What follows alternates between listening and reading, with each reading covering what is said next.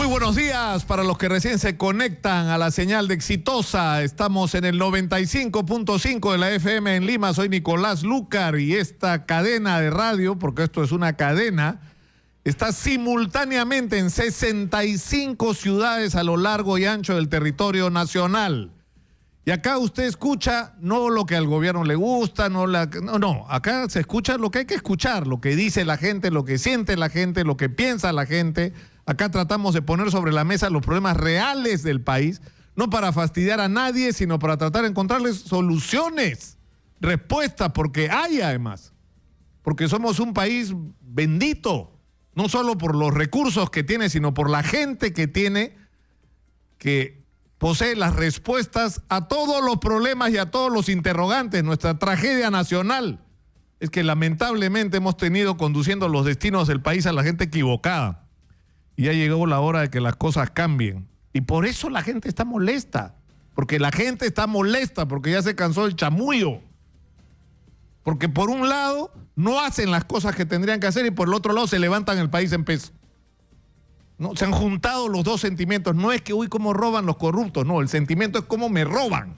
Cómo me roban el sueldo a los maestros, cómo me roban la inversión en educación, cómo me roban un sistema de salud decente, cómo me roban carreteras, cómo me roban la seguridad, cómo dejan a la policía como la dejan por tirarse el dinero. Eso es lo que siente la gente. Y por eso es que estamos en un clima tan tenso que yo lamento que la gente que tiene la más alta responsabilidad en el gobierno no termine de entenderlo. Y que nosotros no somos sus enemigos. O sea, deberían aprender a escuchar, porque de alguna manera estamos expresando este sentimiento de indignación y de molestia nacional. Pero en fin, estamos en la línea con don Fernando Sillonis, gobernador regional de Ica. Fernando, muy buenos días. Nicolás, muy buenos días. Un placer conversar contigo y con tus oyentes. A la orden. ¿Cuál es la situación? Nos interesaba conversar contigo para saber exactamente cuál es la situación a los 10 años ya del terremoto de Ica y de Pisco. Así es. Y que destruyó Chincha y Cañete y Yauyos y Castro Virreina y Guaitará también. O sea, fue el epicentro efectivamente en Pisco, pero afectó a las provincias de Lima y de Huancavelica también, ¿no?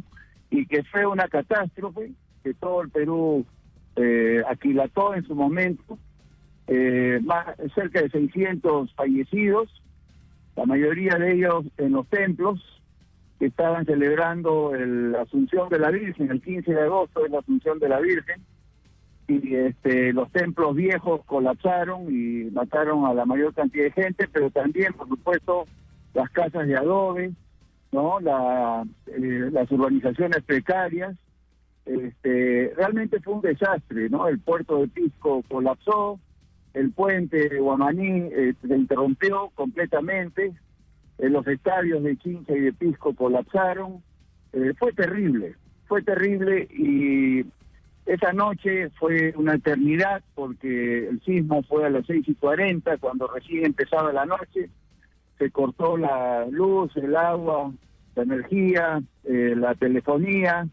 Imposible llegar por tierra y por aire porque era de noche. Realmente fue desastroso, ¿no?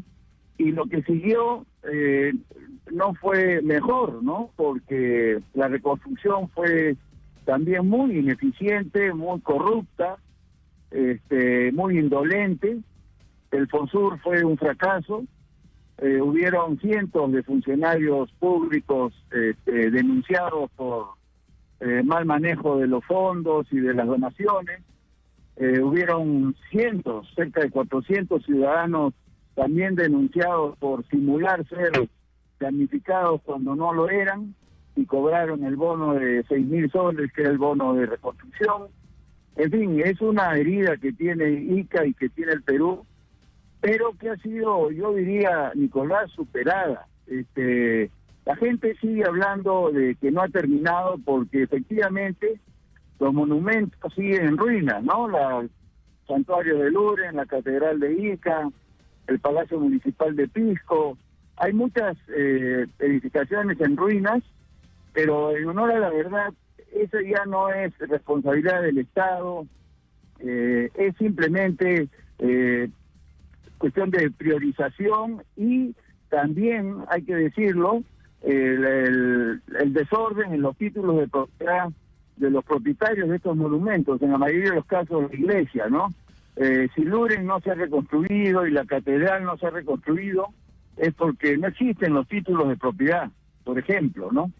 Pero lo que hay ahora en Ica es pues una super autopista, ¿no? Hay centros comerciales, tanto en Pisco, en Chincha, en Ica, muy nuevos, modernísimos. El desarrollo de la región ha sido espectacular después del sismo, ¿no? Y esto no ha parado, esto sigue para adelante. Tenemos un aeropuerto modernísimo en Pisco, así que yo diría que el desastre pasó.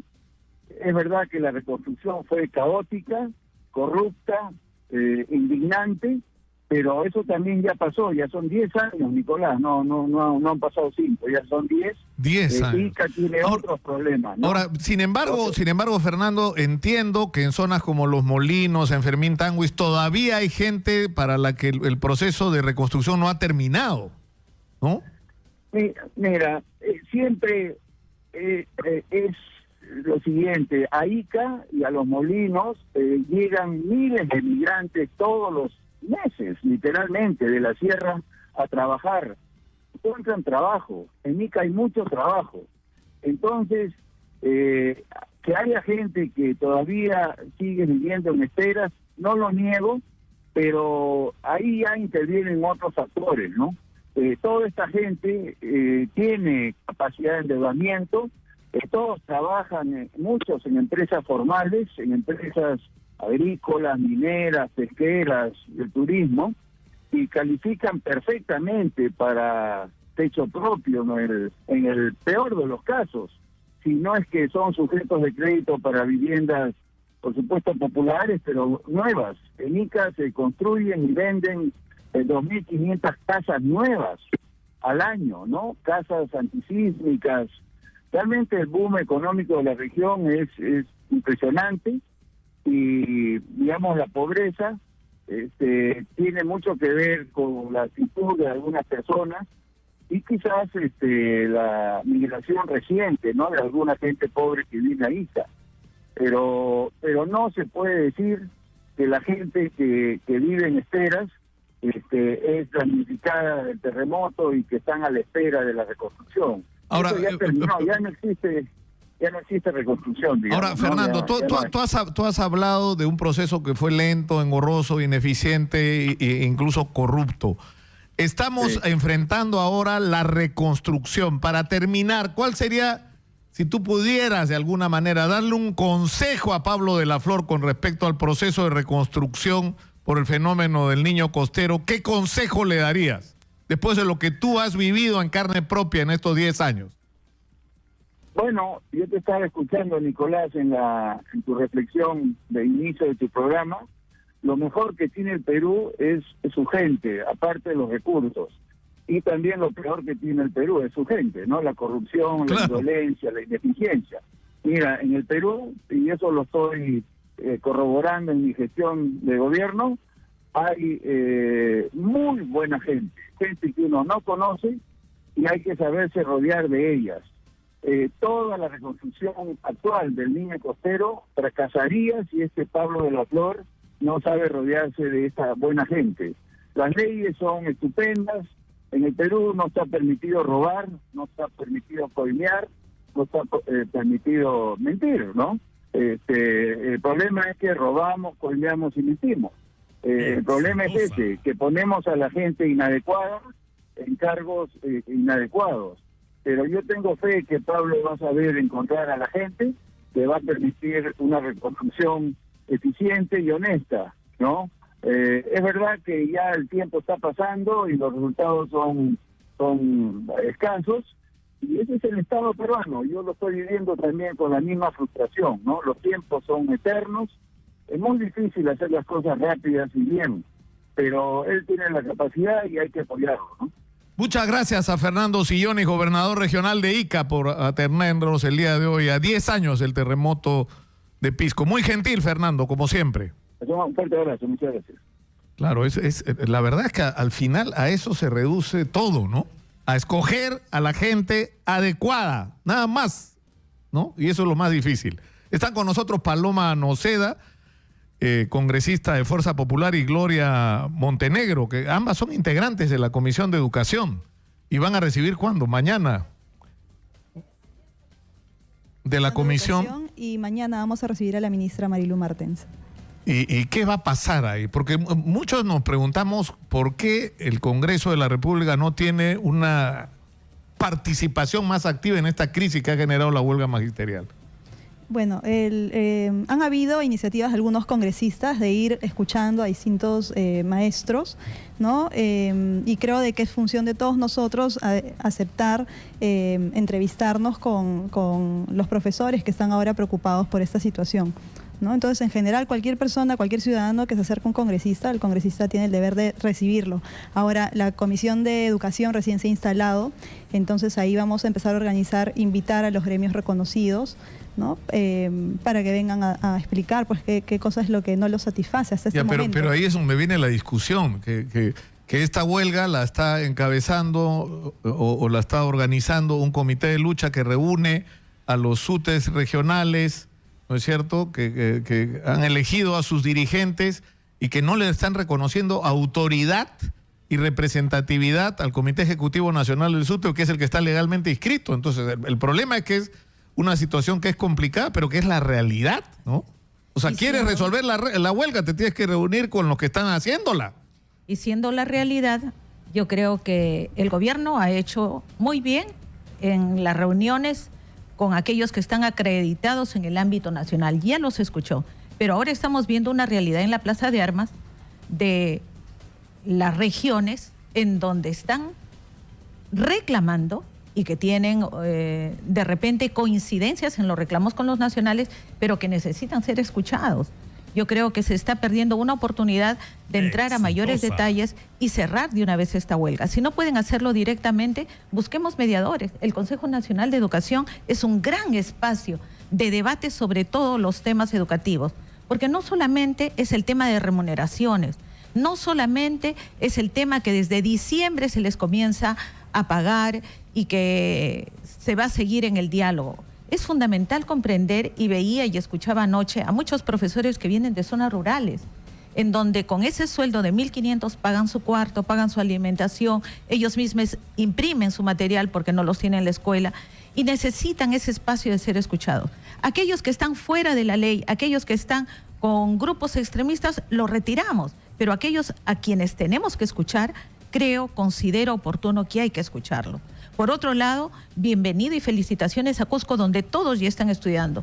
Felicitaciones en la región La Libertad, 50%, en otras zonas un poco más. ¡Qué bien! Pero busquemos que todos comiencen las clases de manera inmediata, porque aquí los más perjudicados son los estudiantes. Pero eso es lo que resulta incomprensible, o sea, porque yo he hablado con casi todos los dirigentes de estos comités. Así es. ¿No? Y no estoy exagerando cuando lo digo. Durante 2 semanas hemos seguido la huelga día a día, ¿no? Y el conflicto durante mucho más tiempo. Y el espíritu que yo veo de estos maestros que representan a sus zonas no es un espíritu de confrontación y de intransigencia. Es gente que lo que primero está pidiendo es que nos escuchen. Nosotros representamos, nosotros tenemos la voz de los maestros, sus problemas. Nosotros sabemos lo que quieren los maestros, lo que están pidiendo. Y están dispuestos a llegar a acuerdos y a ponerse, ¿no es cierto?, ¿no?, y a llegar a consensos sobre determinados plazos y maneras de resolver las cosas. Pero hay algunos asuntos puntuales que les preocupan y con razón. Los han mecido demasiado, pues. No puede ser que el presidente diga 2.000 soles de básico, ¿no?, de piso salarial para los maestros, y un año después dice pero va a ser en diciembre, o sea, no puede ser. Esta es una deuda histórica que hay que entender que es fundamental, y un gran comienzo ese margen, que deberían ganar sobre los 4.000, estamos de acuerdo, porque los docentes deben ser no solamente bien preparados, bien remunerados, sino que la sociedad tiene que reconocer en ellos el gran valor que tiene el ser docente, el ser profesor de cualquier entidad educativa pública o privada. Tenemos que ser conscientes de eso. Y ayer Paloma, como presidenta de la comisión, puso bien claro esta comisión como un espacio de apertura para escuchar no solamente a los ministros, sino a todas las bases O sea, del magisterio. ¿ustedes van a recibir al Comité Nacional de Lucha, el que encabeza el profesor Castillo Terrones? Nosotros necesitamos que el gobierno nos dé la información que están emitiendo de a pocos en estos días, ¿no? Queremos ver qué tan real es esa información que están diciendo, por eso es que también queremos invitar al ministro del Interior. Pero miren los programas de televisión, ¿no vieron la revista Sábado? O sea, están Por eso, hablando, pero es que ha sido patético, sinceramente. Dice, la policía ha detectado 10 sentenciados de terrorismo que además ya cumplieron su condena, ¿no? Y que no necesariamente siguen siendo parte de Sendero. Eso es una labor de inteligencia de la policía de averiguar en qué andan, ¿no es cierto? Así. Claro Porque que incluso participar en una marcha no es un delito, pero ya si tienen intención, etcétera, y están en una conspiración para reconstruir Sendero Luminoso, es una labor que debería hacer silenciosamente e inteligentemente la policía y no hacer la burrada de ponerlo en los medios, ¿no? Claro, ¿cómo Cuando es además posible? estás hablando de 10 personas en una manifestación, no había por lo menos 10,000. Claro. Que sean 20, que sean 100, pero esa es otra estrategia y otro Ya, terreno. pero ¿Cómo es lo que no posible que puedes se pueda hacer es, a partir de eso, decir, detectamos a 10 miembros o 10 sentenciados que ya cumplieron sus condenas y que estuvieron en Sendero Luminoso o fueron involucrados de alguna manera con esta organización, y a partir de eso negarte un diálogo con los dirigentes de todos los maestros. Aparte que el ministro Basombrío ha dicho que desde hace 10 años que ya se conoce que esto está empezando a surgir. Entonces, ¿qué cosa es lo que ha hecho el gobierno, ¿no? En todo este año? ¿Por qué es que estamos esperando a que eso realmente reviente, explote en nuestra cara, ¿no?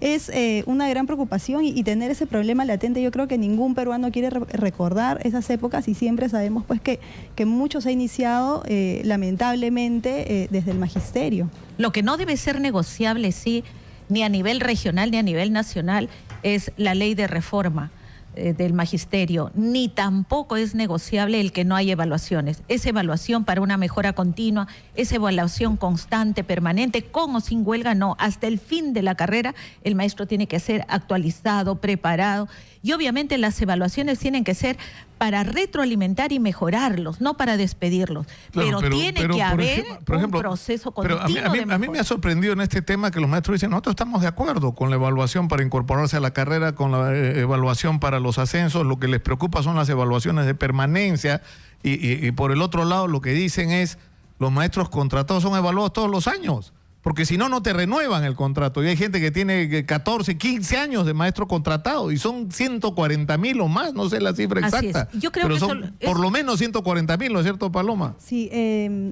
claro, en el magisterio tenemos alrededor de 360,000 maestros, pero acá lo que preocupa pues es de que ya haya grupos que estén usando esto políticamente, ¿no? No podemos catalogar a todos los profesores como se les ha estado catalogando últimamente, ¿no? Con esos calificativos, porque lo que se sabe es de que no llega pues a un 2% de los posibles infiltrados. Por eso es que queremos que el ministro del Interior venga a la comisión, que nos explique, que nos dé realmente información con la que nosotros podamos hacer filtros y podamos actuar para ver también a quiénes invitar, ¿no? Nosotros estamos abiertos a dialogar. Claro, ¿no? Y a hacer de pero puente que esa es la de discusión, pues, Paloma. ¿Quién va a decidir a quiénes son los representantes de los maestros? Son los maestros. O sea, ni ustedes en la comisión, ni nosotros los periodistas a la hora de invitar, ni el gobierno, no. Son los propios, y ellos han elegido a sus dirigentes, que además niegan. Ayer hubo una maestra acá que fue conmovedora, ¿no? Representante de los maestros de Junín, diciendo que ella ha hecho servicio militar obligatorio, que ella ha sido de la Marina de Guerra del Perú, y que para ella es un insulto que el ministro Basombrío, que no hizo servicio militar obligatorio y que no ha puesto jamás su vida a riesgo frente al terrorismo, le venga a decir a ella que es una sospechosa de terrorismo. Estaba indignada, con absoluta razón. No, hay casos de docentes en nuestras zonas rurales que caminan 2-3 horas para llegar a su escuela, y que al momento de repartir el material, es material que ellos han sacado con su dinero, porque no tienen fotocopiadoras, no tienen los implementos necesarios en aula. Y hay zonas rurales donde las aulas son de adobe, sin columnas. Imagínate un sismo de los cuales estamos hablando. Entonces, este no es problema de un año ni de dos. Este es un problema histórico que sí tiene la gran oportunidad de este gobierno de ponerlo como prioridad nacional. Y ahí tenemos que ver. Pero yo creo, Gloria, que esto pasa por un asunto muy simple en este momento, que es que para empezar y como una manera de mostrar cómo hacer las cosas, la Comisión de Educación del Congreso de la República reciba a los dirigentes que los maestros reconocen como tales. Esa es la manera de empezar a resolver los problemas. Que hay la pretensión de Sendero Luminoso de infiltrarse, pero obviamente eso lo sabemos hace rato. Y en eso debería estar trabajando el servicio de inteligencia en vez de andar chuponeando a los periodistas y enemigos políticos, entre comillas, ¿no?, del gobierno, ¿no? Y a eso debería estar abocada la Dirección contra el Terrorismo de la Policía. Así es decir, a trabajar esto y saber qué está pasando. Dicho sea paso, se acerca el aniversario de la captura de Abimael Guzmán y yo creo que es un buen momento para evaluar lo que se está haciendo. Y voy a decir una cosa que va a parecer loca, Benedicto Jiménez, que yo lamento profundamente que una persona que debería ser un héroe de la lucha contra el terrorismo en el Perú esté en este momento preso porque cometió un error. Los seres humanos cometen errores y habría que saber por qué cometió ese error. ¿Qué tan mal le pagó el Estado peruano a este héroe para que termine involucrado con gente que le resolvía los problemas que el Estado peruano debió resolverle, ¿no?, para tener el tipo de vida que merecía tener? Pero en fin, eso es otro tema que sí, lo digo para no olvidarme. ¿No? Pero a lo que voy es, no pueden ustedes, Paloma, tener ese gesto, recibir a los dirigentes del Comité de Lucha de los Maestros, que es la organización que está haciendo la huelga en este momento, para escucharlos simplemente. Sí, nosotros estamos abiertos a dirigir, a recibir a los distintos gremios, ¿no?, que estén, tanto los reconocidos por el SUTEP, o sea, por el Estado, como aquellos grupos de maestros, ¿no?, que realmente representen a los maestros. Por eso es que, pero sí necesitamos ser cuidadosos y por eso es que estamos pidiendo información para tomar también las precauciones del caso, ¿no? Sería terrible, claro, pues, recibir a alguien que ha estado vinculado a hechos de violencia. Sí, pues, pero no, que yo sepa, no hay ninguno de los dirigentes electos del comité de lucha y de las bases regionales del sur que haya estado preso por terrorismo o algo por el estilo. Ahora, que hay 4.800 y tantos maestros que firmaron por la inscripción del Movadef, es verdad, pero eso no es delito. Además ha habido, Gloria, 600.000 personas, según ellos, que han firmado. Entonces, ¿qué vamos a hacer? ¿Vamos a excluir de la sociedad peruana a estas 600.000 personas que además no son parte de la organización, sino simplemente han firmado? Lo que hay que saber es quiénes son parte de la organización, ¿no?, que está pretendiendo y hacer una labor política para convencer a esta gente de que en realidad estos del Movadef no tienen buenas intenciones, ¿no es cierto?, sino está tratando de recuperar fuerzas para otra vez, ¿no?, llevar, claro, al país por el camino de la violencia. Pero cuando se les ataca, cuando se les saca, no conseguimos nada más que el cortísimo plazo. La idea es cuál es la estrategia de inteligencia para diluir esos grupos y para promover en nuestros jóvenes otro sistema de poder participar de la política, pero desde las voluntades propias, no desde ese tema que se meten suave, poco a poco, en los colegios. Pero ustedes son conscientes de lo grave que es la afirmación. Si nuestra posición como sociedad o la posición del Estado peruano va a ser a las personas que firmaron por la inscripción del Movadef, que en este momento no es una organización ilegal porque nadie la ha ilegalizado, pero si ya se está desde el Ministerio del Interior y del de Educación tomando la posición de que se van a excluir a estas personas del magisterio por haber firmado por el Movadef, bueno, hay 600.000 que lo hicieron. Entonces vamos a impedir el ejercicio del derecho a los abogados que hayan firmado, vamos a expulsar de las universidades a los jóvenes que hayan firmado, vamos a sacar del sistema de salud a los médicos que firmaron. O sea, entonces, ¿qué le queda a estos 600.000 peruanos que firmaron por el Movadef? Irse al Braem y declarar la guerra al Estado peruano. O sea, es increíblemente torpe el plantearse una estrategia de ese tipo y no entender que si hay 600.000 personas que han firmado por el Movadef es porque algo estamos haciendo mal. Claro. Hay gente tan descontenta que es capaz de firmar por algo así. Esa es la presencia del Estado en el ámbito nacional. Tenemos zonas rurales, zonas de selva, zonas de pobreza y extrema pobreza que no sienten la presencia del Estado. Entonces, esa insatisfacción social lleva a firmar. ¿No deben ser excluidos? No, pero sí debe haber una estrategia de reconocer en ellos un sector de la población con los que tenemos que trabajar. Porque finalmente, ¿cuál es el objetivo de la educación? Una educación de calidad para todos. qué peruano formamos para ese Perú que queremos ser. Entonces no podemos excluir, como tú dices. Por eso yo les quiero sacar a Paloma, me está cabreando, así está haciendo la de Neymar. No, lo que yo quiero es está haciendo la de Neymar, realidad. porque yo sé la dificultad. Claro. El gobierno les ha metido presión y les ha metido miedo. Les he dicho, estos están infiltrados por los terroristas. No, vamos a estar infiltrados por los terroristas si seguimos equivocándonos. O sea, el ministro del Interior los ha convertido en protagonistas cuando son una ínfima minoría. Ínfima. Así Y es. los hemos convertido en el centro de la atención por culpa de la torpeza del ministro del Interior y la gente del gobierno. Entonces, es bien simple. Hay una huelga. Esa huelga tiene dirigentes. La Comisión de Educación del Congreso debería reunirse con esos dirigentes. No es tan difícil. Así es. Ese va a ser un tema que vamos a llevar a votación en el Congreso, pero teniendo conocimiento de la realidad. Por eso es que estamos invitando en primer lugar a los dos ministros que están involucrados, que viene a ser la ministra de Educación y el ministro del Interior. Bajo ese conocimiento, de que nos expliquen realmente la realidad, vamos a evaluar, lo vamos a debatir. Claro, me voy a poner bien maloso, ¿ya? Ya, pues, ¿y qué pasa si los maestros dicen, a ver, yo no me quiero reunir con ningún ministro que esté de alguna manera implicado, que yo sospecho, pues, porque no hay ningún proceso, ¿eh? Yo sospecho que podría haber estado incluido o metido en algún acto de corrupción, o sea, por ejemplo, con la Interoceánica. A ver, si hubo algún ministro de los que están ahora que firmó algo en la Interoceánica. No, yo no quiero reunirme porque sospecho que es un corrupto y yo con corruptos no me reúno. O sea, es podría ser el argumento en contra. Ustedes sospechan que hay algunos terroristas, nosotros sospechamos que hay algunos corruptos entre ustedes. O sea, no llegamos a ningún lado. Lo que sí tenemos que ver, y los maestros tienen que entender, es que este derecho a la huelga no puede ser superior al derecho a la educación. Y en este momento estamos afectando el derecho a la educación de casi 3 millones de niños que pueden perder el año escolar. Entonces la situación es totalmente crítica. A mí me apena mucho porque sé que todas estas expresiones han causado mucha indignación en los maestros. Creo que toda la sociedad está pues indignada porque es una tremenda falta de respeto de tratar de meter a los maestros en un mismo bolsón de gente pues que no deseamos para nuestro país. Pero lo que acá nos corresponde primero es pedir respuestas.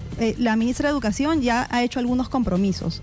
Entonces tenemos que ver cómo es que va a asumir todos esos compromisos, ¿no? Y por qué es que esos compromisos aún no satisfacen. Pero yo le propongo una cosa menos, así el programa mínimo, como dicen, reunirse con el profesor Castillo Terrones para empezar, con él, con el presidente del comité de lucha que todos los maestros que están en huelga han elegido. Comiencen por reunirse con él y pregúntenle a él si hay alguna gente entre los dirigentes, los maestros involucrados con Sendero. Escucha, nos hemos pasado como 7 minutos de la hora. Yo les agradezco mucho a las congresistas Paloma Noceda y Gloria Montenegro por estar con nosotros. Sí, Gloria. Solamente 30 segundos. Estoy de acuerdo con Paloma que es fundamental escucharlos, pero también poner en comisión y llevar al voto si lo recibimos o no.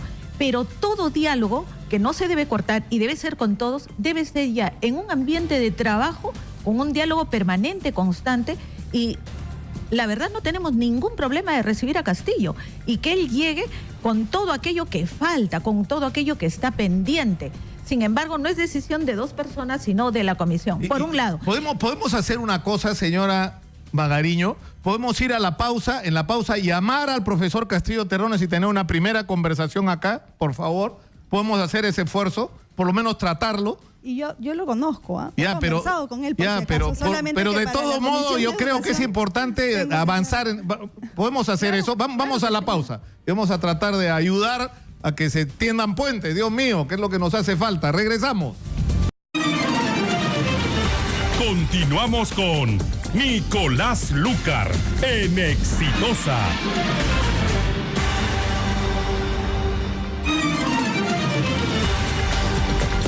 Ya me acaloré ya. Son las 10:42 de la mañana, me quito la casaca que tanto le gusta a Philip Butters. Estamos en los estudios de Radio Exitosa con Paloma Noceda, presidente de la Comisión de Educación, y con la congresista Gloria Montenegro, que es parte de esta comisión. Y estamos en la línea con el profesor Pedro Castillo Terrones, que es presidente del Comité Nacional de Lucha, que es el organismo representante de los maestros que están en huelga. Profesor Castillo, muy buenos días. Muy buenos días, mi estimado Nicolás Lúcar. Un abrazo a usted y saludar por este espacio muy importante a la congresista que le acompaña a la mesa junto a ustedes. Un abrazo y saludarles a esta mesa importante. a nombre de miles de maestros de todo el magisterio nacional que nos encontramos en pie de lucha. Sí, nosotros nos estamos ratificando y estamos llevando pues con mayor firmeza, con mayor contundencia esta huelga nacional indefinida, toda vez de que siguen las puertas cerradas con el Ministerio de Educación, con el propio presidente de la República, así como también con el propio presidente del Consejo de Ministros. El día de ayer hemos tenido ya la presencia de la región de San Martín, que por problemas internos de su organización no podían venir, igual que la región de Arequipa. El día de hoy están llegando más contingentes de diferentes regiones y bueno, pues esperamos de que a través del Congreso se vea la forma más posible. Nosotros hemos venido para dialogar, para poner en la mesa los problemas del sector de educación, de los maestros, de nuestros estudiantes, de nuestros padres de familia. Hay que agradecer también a la congresista, no sé, toda vez que la semana pasada nos abrieron las puertas de esta muy importante bancada y hemos conversado. Saben ellos muy bien que hemos conversado personalmente sobre la problemática y esperamos una salida pronta, ¿no? Sí, profesor Castillo, está acá Paloma Noceda y su principal preocupación, igual que la congresista Gloria Montenegro, ellos van a someter a votación a la Comisión de Educación si reciben al Comité Nacional de Lucha del Magisterio que está en huelga en este momento en pleno. Porque, como usted sabe, hay una objeción. El gobierno ha dicho que algunos de los miembros de este comité estarían vinculados al Movadef y a Sendero Luminoso. Sabe que nuestra plataforma de lucha, nuestra huelga no es política, tiene otro escenario, tiene otro espacio. Nosotros estamos defendiendo la escuela, defendiendo la situación laboral y la situación económica del maestro. Sin embargo, se ha venido montando otras cosas con la finalidad de distraer nuestra lucha. Esas cosas no están en este escenario, no están en este espacio. Ahora, si tienen esas cosas, tal vez está la autoridad la que tiene que asumir en su momento, pero no queremos que nos distraigan en esas cosas porque también no vamos a caer en eso. Queremos que se nos atiendan, queremos que se atienda al sector de educación, que la Comisión de Educación del Congreso, juntamente con el Ministerio de Economía, es decir, asuma su responsabilidad como Estado. Dejémonos de considerar a la educación como un servicio, tiene que ser como un derecho. ¿Cuál es el presupuesto que tiene últimamente el sector de educación, el presupuesto de Producto Bruto Interno?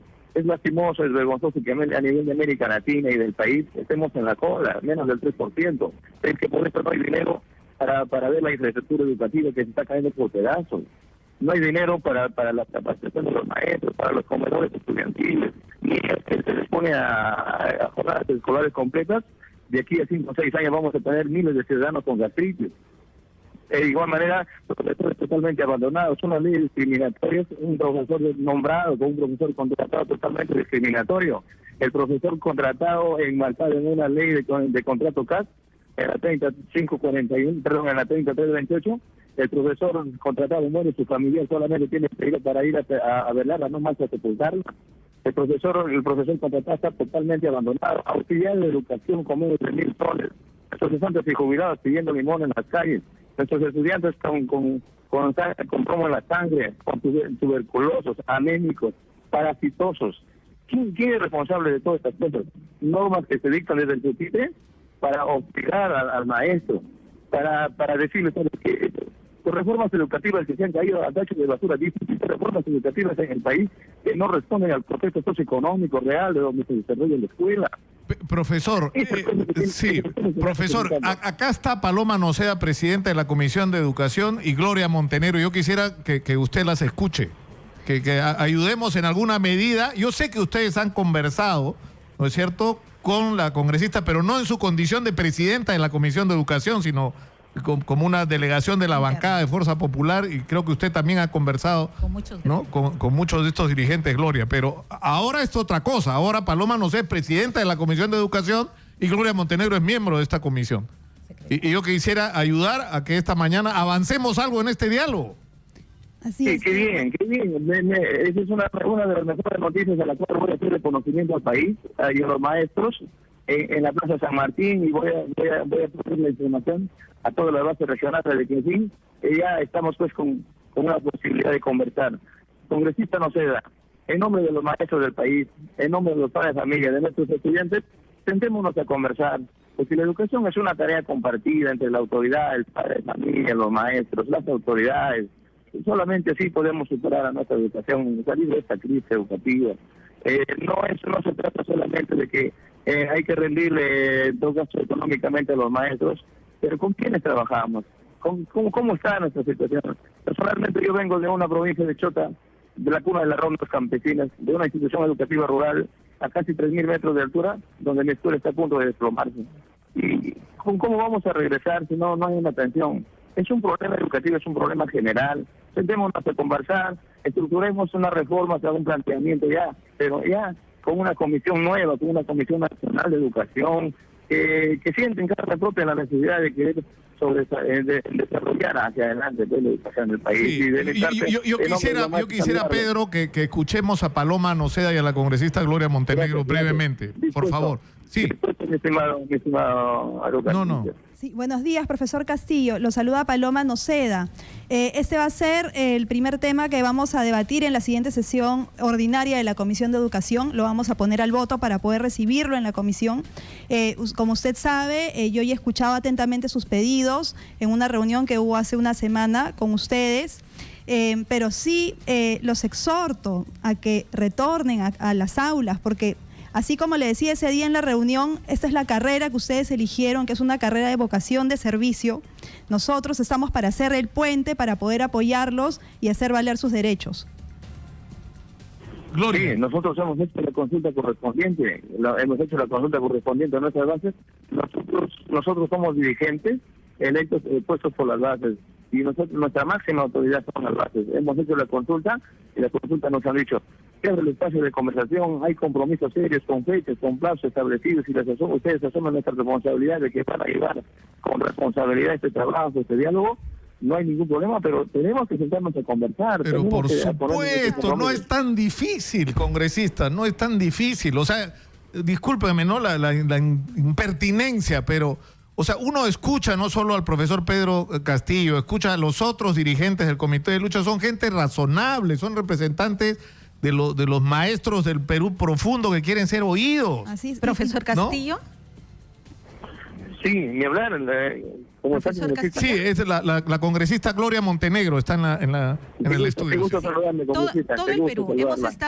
Hemos estado en costa, en sierra y selva, y se reconoce la labor del magisterio, se reconoce su derecho a huelga, se reconocen todos aquellos pedidos que ustedes tienen pendientes, no solamente en el tema de remuneraciones, en el tema de su línea de carrera, en el tema de herramientas que requieren para esa educación de calidad que tanto pedimos.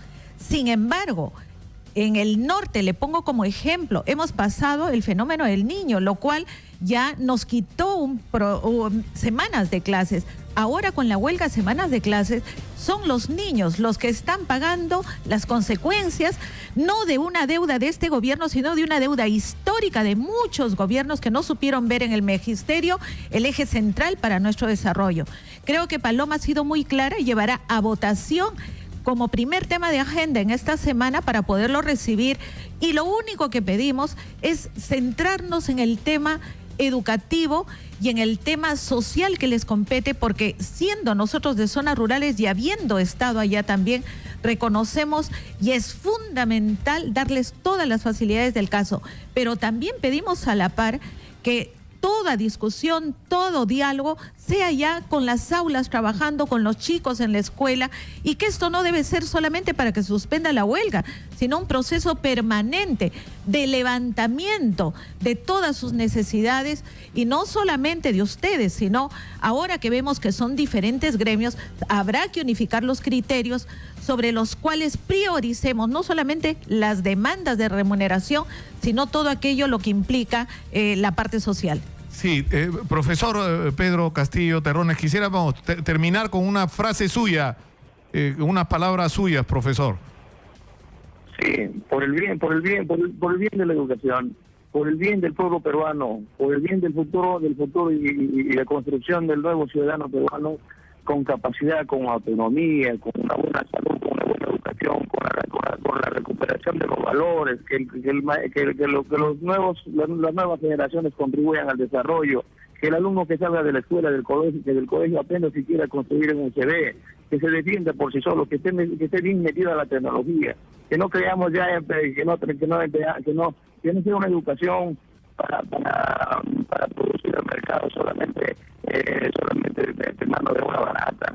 Que ya no haya profesores de la condición ciudadana. Tienen que ser productivos. La educación tiene solamente si podemos encaminar. Hay tareas a medianas, a corto, mediano y largo plazo, pero tenemos que salir a conversar. Nuestro agradecimiento nuestro agradecimiento a las personas y a la madre de las patrias que están acá, y creo que es un punto de partida. Agradecerle a usted, mi estimado Nicolás Lucas, porque creemos conveniente de que usted tenga una parte muy, muy importante para ver qué salida le vamos a ver. Nosotros hemos venido a dialogar, y como última palabra, ¿sí? Estamos aquí para dialogar, esperamos el diálogo y que se aperture lo más pronto posible, pero tiene que haber una tarea compartida. La ministra de Educación tiene que sentarse, conversar con nosotros y reconocer a las bases regionales. No puede conversar con gente que no son representativos, por favor. Eso está, yo creo que eso está claro. Muchas gracias al profesor Pedro Castillo Terrones, muchas gracias a Paloma Noceda y a Gloria Montenegro, congresistas de la República y miembros de la Comisión de Educación, por estar con nosotros. Ojalá que hayamos ayudado en algo. A ti las gracias. Gracias, Nicolás. Y bueno, es lamentable que el Ejecutivo no haya tenido el liderazgo necesario y que haya llevado a esta situación a nuestro país, ¿no? Pero bueno, vamos a tratar nosotros de hacer de puente y esperamos que... Ojalá. Muchas gracias por estar con nosotros y bueno, no sé qué vamos a hacer para cambiar de invitados, pero yo creo que está bien lo que hemos hecho esta mañana. De eso se trata. Vamos a aprovechar para hacer una mención de nuestro auspiciador. ¿Sabías que desde hace 50 años Paraíso está presente en todo el país? Un colchón diferente, 100% peruano, que cuenta con la más alta tecnología de nivel internacional y con los más altos estándares de calidad, que te garantiza de una manera real y te aseguran un descanso reparador para una vida saludable. Paraíso, 50 años soñando contigo.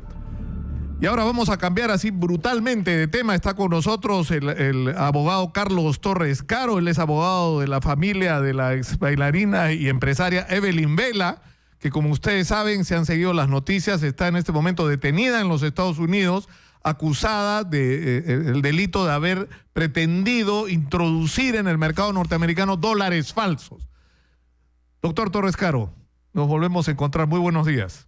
Hola, ¿cómo estás, Nicolás? Sí, efectivamente estamos aquí tratando de hacer un enlace entre la familia y el abogado de los Estados Unidos para que soy abogado de la familia y la familia me pide que haga una especie de traducción de lo que significa lo que le está ocurriendo a su hija en los Estados Unidos. Y esa es la misión que yo estoy haciendo y he conversado con el abogado, me he informado del tema y quería aprovechar tu vasta audiencia que tienes en este canal, es para descartar varias cosas. En principio, que no se trata de un tráfico internacional de moneda, de dinero, de billetes. Eso hay que descartarlo. O sea, no es que ella ha ingresado del Perú a los Estados Unidos, no ha declarado, porque uno si introduce más de $10,000 o más, tiene que declararlo, y que estos $20,000 que no había declarado encima eran falsos y trató de introducirlos en el mercado norteamericano. Esa es la primera cosa que aquí hay, como tú que eres un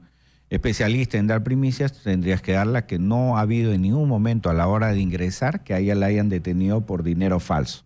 Eso es totalmente inexacto. ¿Cómo han sido los hechos entonces? Justamente. Entonces tampoco es exacto que pertenezca a una red internacional de tráfico. Por lo menos la imputación que se le está haciendo a ella es básicamente por un título del Código Penal de los Estados Unidos que tiene que ver con una felonía que es un delito grave. O sea, no estamos hablando de que no es un delito cualquiera, es un delito grave, es un delito federal, pero que tiene subcategorías en este supuesto que van desde la multa hasta 20 años de pena privativa. Pero ¿qué es exactamente lo que ella hizo? O sea, ella tenía $20,000 en efectivo. Ella nunca ha tenido $20,000. Eso no es correcto. Esa es una información inexacta. Lo que pasa es que esto viene de una investigación del año 2014 en el cual encuentran a un peruano que radica allá, le encuentran dinero falso. Entonces, al intervenirlo, él, para acogerse a un beneficio, que es el beneficio de colaboración eficaz, que le llamamos nosotros aquí, él se vuelve un delator, que le llaman allá, un delator. Ese señor con iniciales RR es el que dice, para salvarse, él dice, no, yo no tengo nada que ver, es fulana. Y señala... Y él se indica a Evelyn. Él se indica a Evelyn. Entonces, a partir de ahí se inicia una investigación. Esa investigación que se inicia en los Estados Unidos, como ella no vive en Estados Unidos, obviamente te notifican, no saben a quién notificar. Entonces queda la investigación un poco ahí hasta que un juez dice, bueno, ¿qué pasó con este expediente? Vamos a dar una orden de detención. Y entonces así ha pasado hasta el año 2017, en el que ella ha ido a Estados Unidos. Y cuando entra a Estados Unidos salta en la pantalla que está ahí requerida. Ella va con su mamá y con su hija. O sea, ella no tenía idea de lo que estaba ocurriendo. No tenía idea de lo que estaba ocurriendo. Cuando entra, salta y le dice, un momentito, pase usted a esta habitación. Y entonces la mamá y la hija le seguían el pasaporte, a ella no. Y la mamá le pregunta, pero, ¿y mi hija? Un momentito, se van, luego regresan y le dicen, no, ustedes pueden pasar nomás a Estados Unidos, no tiene nada que ver. Y mi hija, no, ella, usted vaya a la corte. Ella va a ir presa 20 años. No, o sea, más pase por vaya acá. a la corte. Así felizmente no es el África o algún país raro. Le dicen, bueno, vaya a la corte. Y ella, ¿la corte? ¿Qué es esto? Bueno, ¿qué es lo que ocurre? Que normalmente cuando salta en el sistema, pues lo llevan a un juez para que el juez diga, bueno, ¿qué es lo que pasa? La llevaron a 24 horas después al juez y el juez le dice, bueno, usted es una extranjera, se queda acá hasta la decisión final, claro, que es en noviembre, no ya con fecha señalada, porque ya te ponen la fecha señalada para la decisión final, o usted da una fianza. De $250,000. Entonces, le dan un tiempo para que haga las consultas pertinentes. Ella decide, no por decisión personal y familiar, decide que no va a dar ninguna fianza, que no tiene por qué darla, y que va a afrontar lo que tenga que ocurrir.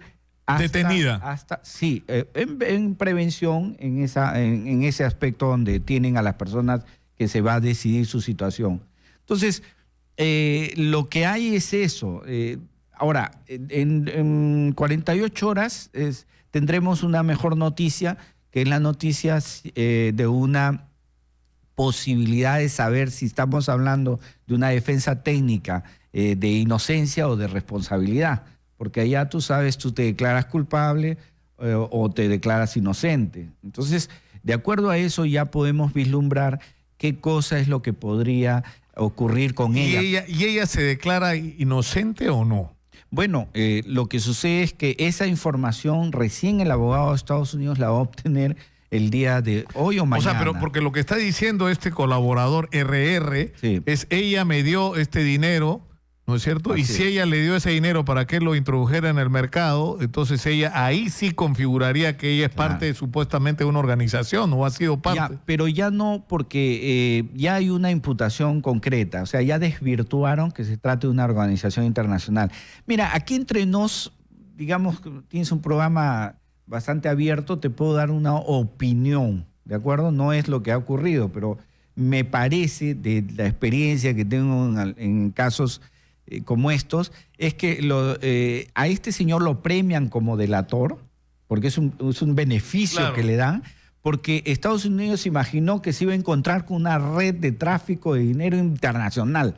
Entonces lo premian, le dicen, ya, tú comienzas a delatar, ya. Y delata a esta chica, le hacen un seguimiento a la chica, la investigan y se dan cuenta de que no hay tal tráfico internacional, una red internacional, y es por eso que la imputación del título correspondiente del Código Penal es una imputación en donde no es una imputación sobre tráfico internacional ni nada de eso. Es más, me atrevo por lo que ya tengo un conocimiento del caso a través del abogado, a decirte que voy a hacer un pronóstico predictivo en el derecho. Y regresaré a ver si fue real o no. En el peor de los casos. O regresarás o no me contestarás el teléfono cuando te llame. Siempre te he contestado, Nicolás. Tú sabes que siempre, a pesar de nuestras rencillas del pasado de hace más de 20 años, pero siempre te he contestado. Mira, lo que ocurre en el peor de los supuestos, 1 año y medio.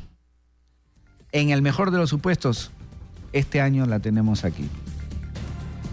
¿Y eso por qué? Porque ella va a reconocer que entregó el dinero O sea, ¿ella qué dice? No me puedes decir qué dice. Ella dice, bueno, sí, yo le entregué el dinero. Bueno, en un par de días voy a tener ya otro Skype. Mañana tengo un Skype con el abogado y probablemente pasado ya pueda estar en la posición de poder decir exactamente. Pero claro, porque lo que le interesa, más o menos los casos que he podido seguir en relación a la persecución del delito organizado en Estados Unidos, a ellos, a los gringos, lo que les interesa es de dónde salieron esos billetes falsos. ¿Cuál es el origen? ¿Quiénes son los que manejan?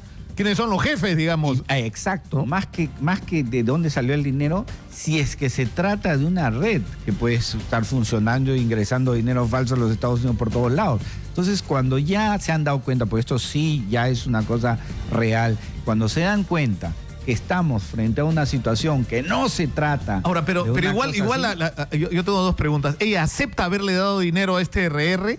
Y lo segundo, y si lo acepta, ¿por qué se lo dio? Bueno, eso es justamente lo que es materia de la investigación y que todavía no podría decirte algo que no lo sé. O sea, todavía no sé cuál es esa situación. Ahora, tú dices que esto va a ocurrir, Carlos, en 48 horas. Sí, yo creo que en 48 horas ya... Bueno, mire, apunte, señora Magariño, ¿eh? En 48 horas llamamos al doctor Torres Caro. A ver. O sea, si nos contesta y viene es que ganó. Si no nos contesta es que perdió. Recuerda que la fecha de la decisión del juez es en noviembre. Es en noviembre todavía. En noviembre. Entonces, en noviembre se define el peor escenario, año y medio. El mejor escenario es que se ponga de acuerdo en unas horas. El mejor escenario es que la traemos acá. Yo voy a estar allá en Estados Unidos en la sala. Y te invitamos a la comunicación telefónica. y traes a Evelyn Vela acá el día que llegue. Cuando llegue, de hecho, que la traemos acá. Para que cuente su experiencia. No, mejor aquí y el sábado en la noche. Sábado. Perfecto. Muchas gracias a Carlos. Que no sea esta vez 4 contra 1. No, por favor. Tú puedes con 4. Tanto andar... Porque tú has sido fiscal, abogado, litigante, o sea, de pelear nadie sabe como tú, Carlos Torres Caro. Bueno, muchas gracias por estar con nosotros. Tu abogado, entonces. Sí, ojalá no lo necesite, pero está apuntado.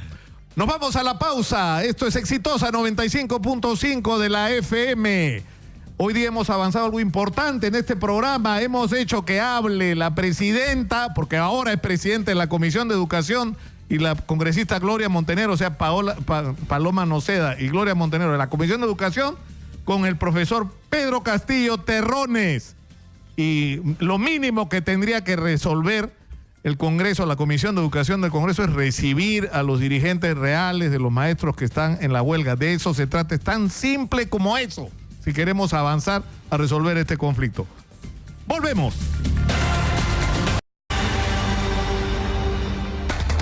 ¿Sabías que Paraíso es la única marca de colchones en el Perú que tiene un laboratorio en el que cada insumo y luego el colchón terminado es sometido a 7 rigurosas pruebas y a exigentes controles de calidad?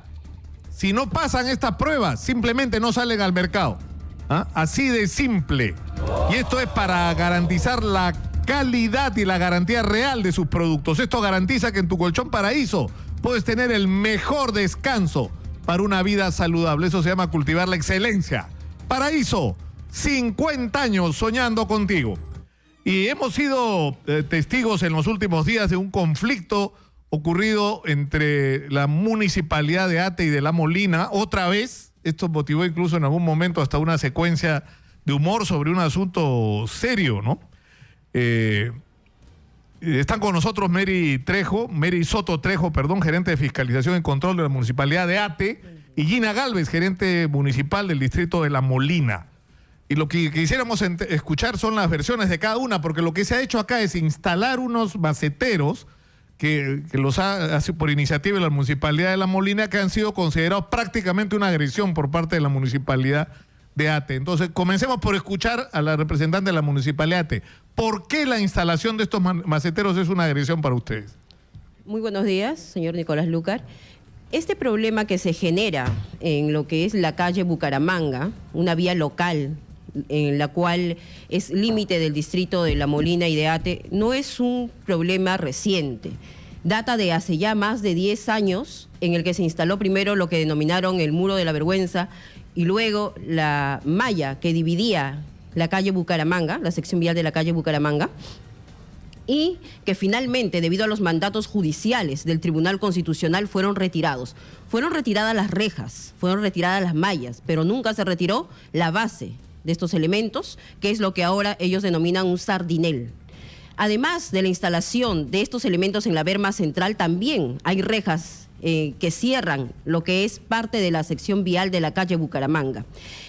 Luego que retiraron por mandato judicial del Tribunal Constitucional las rejas en medio de esta vía, se colocaron sobre el supuesto sardinel maceteros de aproximadamente 1 metro de alto, que finalmente tenían el mismo Claro, fin. según ustedes es finalmente un muro para separación. Separar el distrito de Ate del distrito de La Molina, pero que finalmente lo que hace es afectar a los vecinos de San Francisco de Asís, a los que se les impide el libre tránsito. No olvidemos que en el año 2005 ya el Tribunal Constitucional manifestó, mediante sentencia recaída en el expediente 5994 del 2005, de que era inconcebible de que se haga esta división y se limite el libre tránsito peatonal de los vecinos de Ate, ya que no existen separadores, ya no existen pases peatonales en medio de esta vía, porque está totalmente dividido mediante un muro y luego... Ahora, pero ustedes en resumen lo que dicen es que esto es una afectación a los vecinos, ¿no es cierto?, de Ate, de esa urbanización. Una afectación al libre tránsito, pero no es cierto, pero además es un gesto discriminatorio,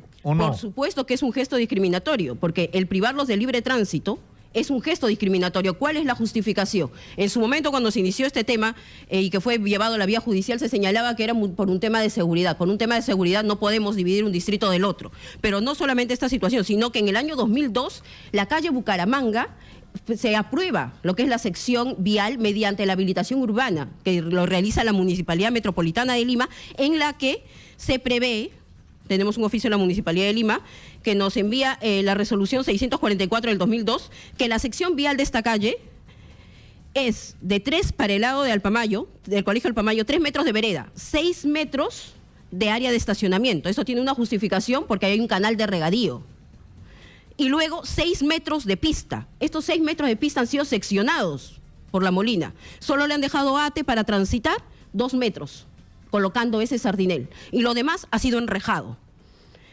Finalmente, lo que han hecho es no solamente discriminar a los vecinos de Ate, sino contravenir las normas municipales, limitando la sección vial aprobada por Lima. ¿Qué dice la municipalidad de La Molina frente a esto? Está con nosotros, ustedes acaban de escuchar a Mary Soto Trejo, ella es gerente de fiscalización y control de la municipalidad de Ate. Ahora vamos a escuchar a Gina Galvez, gerente municipal de La Molina.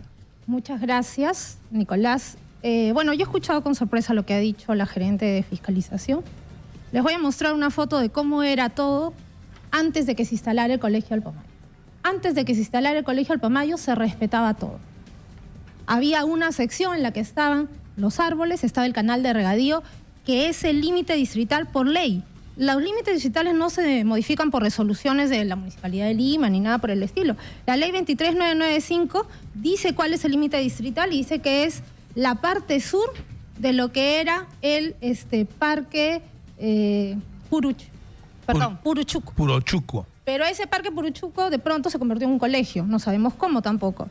Y cuando se hace la ley, se establece cuáles son los hitos, el hito 1 y el hito 38.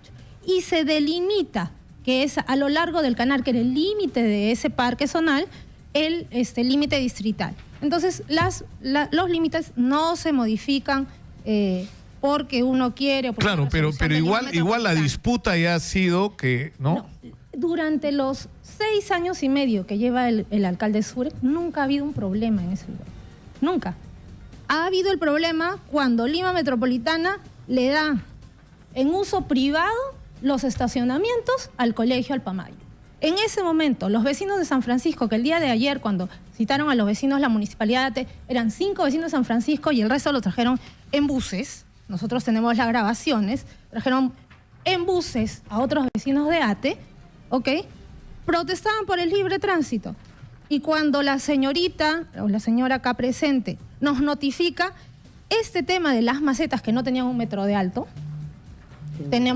las podemos llevar y medir, Esto estaba judicializado, está en la Corte Superior de Justicia de Lima Este, porque una persona había pedido un habeas corpus. Finalmente sale la notificación, resuelve el juez a favor de la Municipalidad de La Molina diciendo que esto no constituye una afectación del libre tránsito. Uno, ¿por dónde cruza las pistas? Por los cruceros peatonales en las esquinas.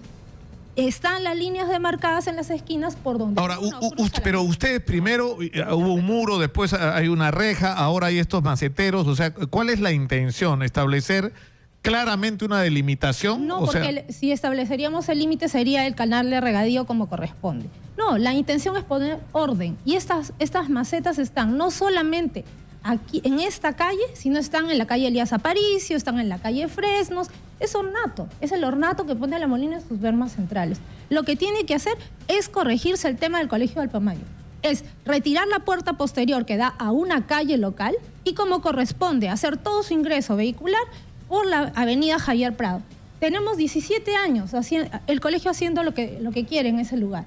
Ellos tienen espacios Pero suficientes. ellos, ¿en qué distrito están? Ellos están en ATE. Ellos tienen la obligación por ley y por ordenanza a solucionar sus problemas viales de carga y descarga de pasajeros y de estacionamiento. Pero lo que usted dice que se ha resuelto el problema de estacionamiento del Colegio Alpamayo haciendo uso de una área pública y que se ha cerrado el acceso a una calle. Exacto. Y el día de ayer, en la noche, hoy día hemos amanecido con toda la pista pintada, tenemos imágenes en que ATE ha ido y ha pintado nuevamente la pista y ha retirado lo que el Colegio Alpamayo había pintado como uso exclusivo, que se lo había dado la Municipalidad de Lima con la resolución 6365-2007. Nosotros encantados. Muy bien, ya hicieron algo que debieron haber hecho hace mucho tiempo, ahora corresponde retirar la puerta posterior del Colegio Alpamayo y que ellos hagan su ingreso por donde corresponde, por la avenida Javier Prado. Y no hay nada más que hacer y constituyamos la vía como tiene que ser. Pero tienen que darse todas las seguridades. Ahora, pero eso, ¿es esto lo que ha motivado? Porque yo sigo sin entender por qué una discusión de esta naturaleza ha terminado a trompadas entre miembros del serenazgo de ambos municipios, ¿no? Sí, si me permites, lo que sucede es que si tú vives en una calle y tienes cientos de autos que transcurren en tu calle a la hora de la entrada y la salida y se estacionan frente a tu garaje, y cuando le dices voy a retirar mi auto, algo que yo vi personalmente, y te hacen así, te dicen no sabes con quién estás hablando, y se meten al colegio media hora a dejar a los niños, ¿cuál sería la actitud? Tenemos que pensar también en los vecinos que sufren este atropello todos los días desde hace 17 años. Y ese es el gran motivo de ese problema. Ayer he conversado con los vecinos de San Francisco y con los vecinos de La Molina. Los dos se han puesto de acuerdo y han quedado en conversar entre ellos porque ese es el problema. Unos no pueden ingresar y otros no pueden salir por eso. Y no se viola el libre tránsito. ¿No es ese el problema para ustedes? Es decir, ¿no es un conflicto con el Colegio Alpamayo que está invadiendo un área pública para resolver su tema de estacionamiento? Okay. Cuando uno es autoridad municipal o funcionario municipal, sabe que lo primero que tiene que hacer es respetar las normas municipales. Le muestro lo que es el plano visado por la Municipalidad de Lima del año 2002, que aprueba la habilitación urbana y establece la sección vial de esta vía. Esto, obviamente, lo está desconociendo la funcionaria y lo está desconociendo La Molina. Esto, señores, es una norma municipal que prevé, repito nuevamente, que hacia el lado del Colegio Alpamayo hay un estacionamiento. Pero un estacionamiento, porque existe un canal, es un estacionamiento no exclusivo. ¿Qué quiere decir? Que no es solo para Alpamayo, debía ser para todos los vecinos de la zona. Y luego vienen los 6 metros de pista. Pero se supone que hasta ayer ha sido un estacionamiento exclusivo del Colegio Alpamayo. Lo que sucede, señores, es de que la pista fue seccionada. Al ser seccionada, los vecinos del ATE solamente tenían 2 metros para transitar y lo demás era estacionamiento. ¿Qué sucedió? Lima hace 10 días le otorgó a Alpamayo, a solicitud de ellos, la exclusividad del estacionamiento, lo cual es evidentemente ilegal. ATE se opuso, envió documentos exigiendo la nulidad y el día de ayer hemos sido notificados con la resolución de Lima Metropolitana que deja sin efecto esa autorización. ¿Qué señalan ellos?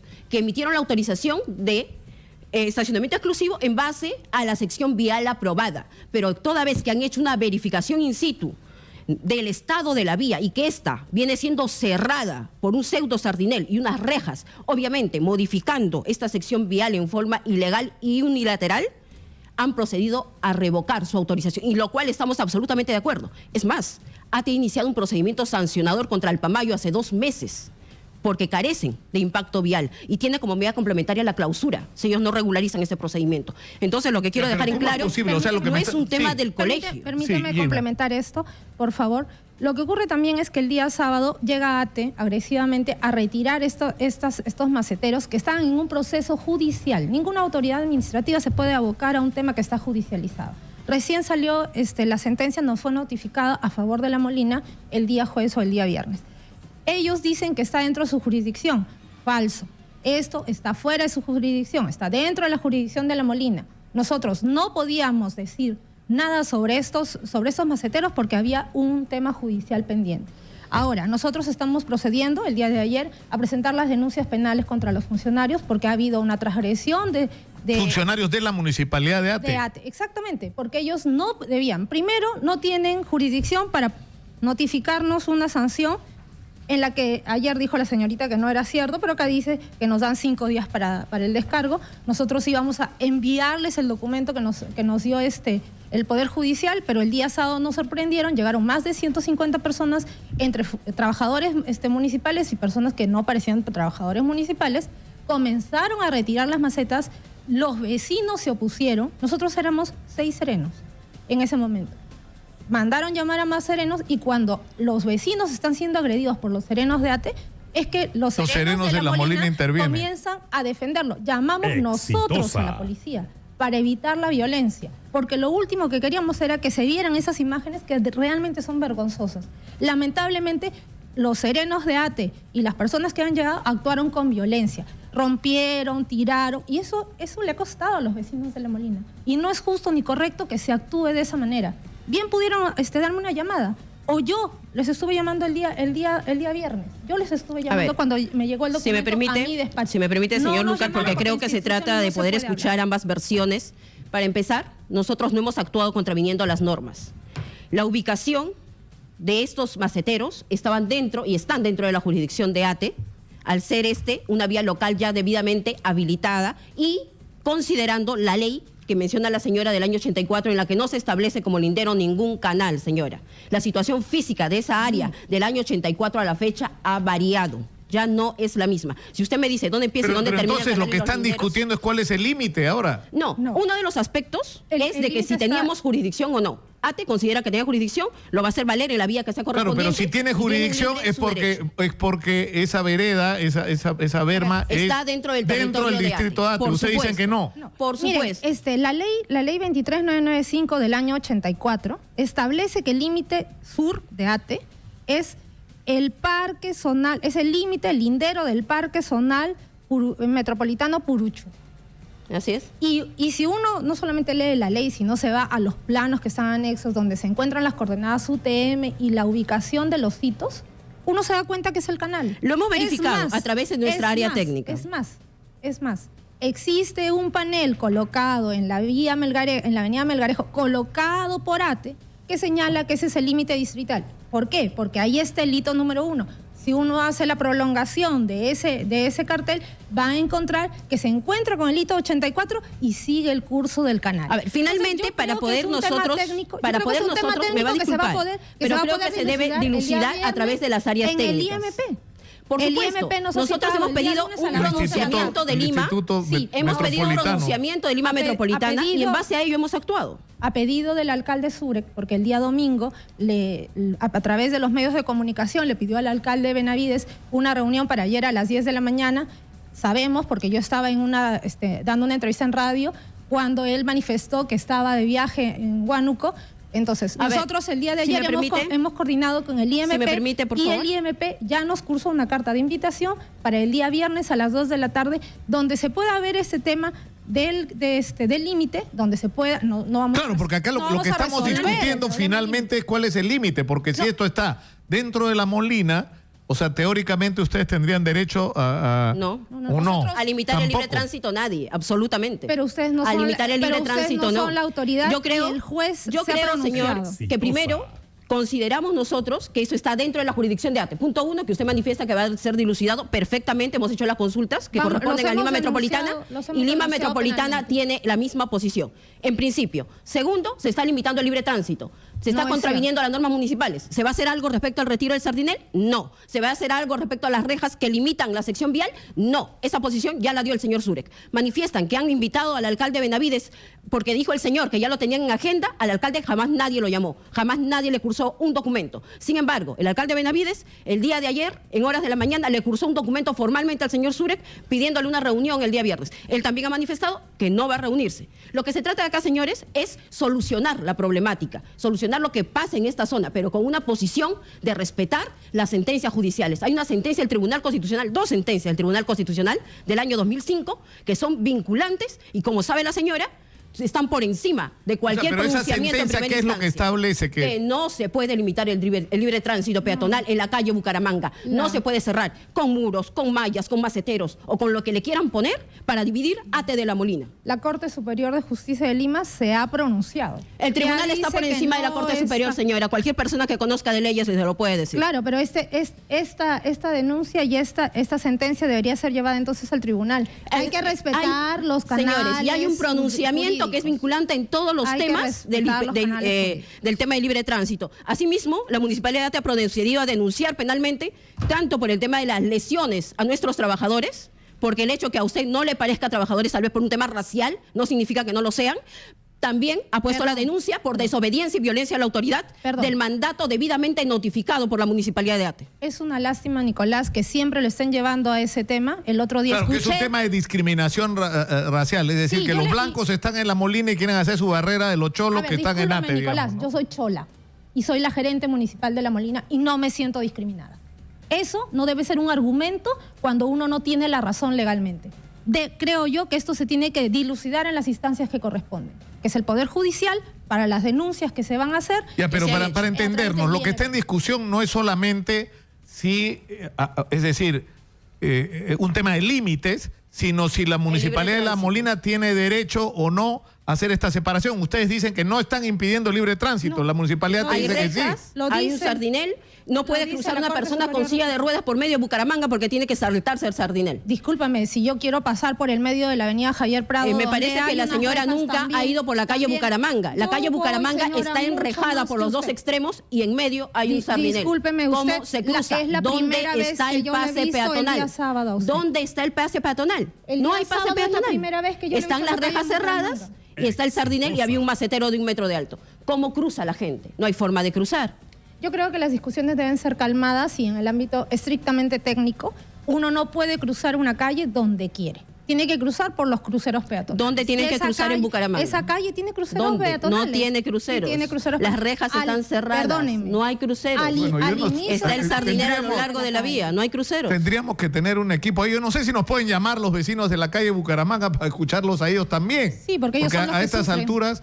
Es decir, porque ahí uno de los argumentos, ¿cuál era? Era el estadio, ¿no es cierto? Pero el estadio está más allá. Claro, pero cuando venían las barras, ¿no es cierto? No, los vecinos que se quejan, para ingresar a su urbanización, que quede en ATE, uno tiene que presentar el DNI y ser autorizado por el vecino para ingresar. En la urbanización San Francisco, que señala la señora, yo he querido ingresar y no me han dejado. ¿Usted es de La Molina? Entonces, ya. Obviamente. Entonces, ¿de qué hablamos? Si todos los peruanos podemos transitar por todas partes. Estamos hablando realmente...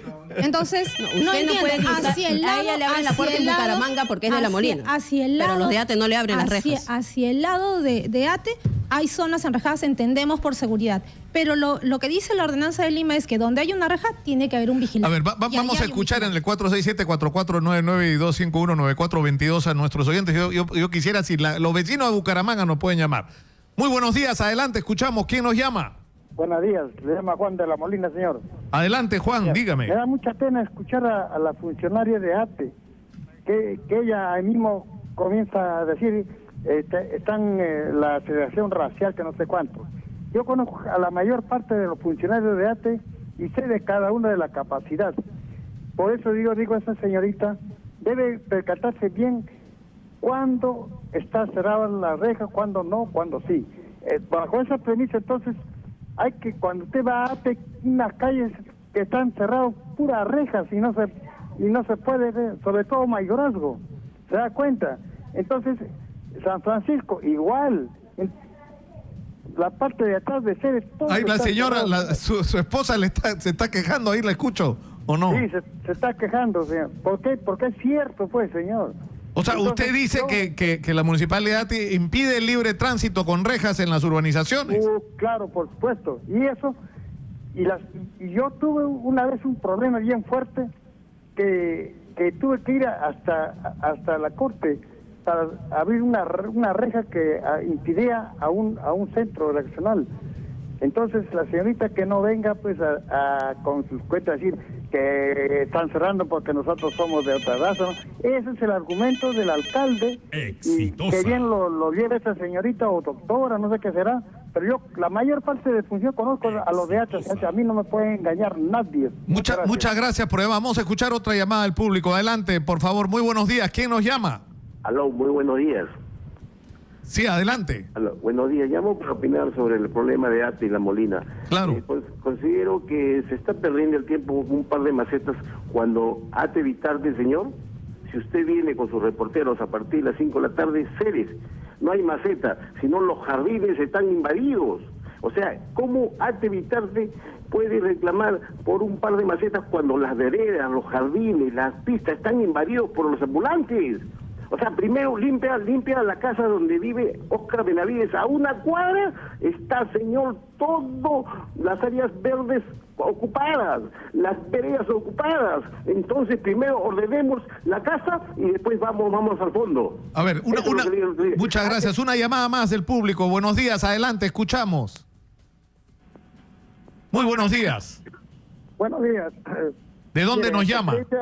Sí, Melchor Julca.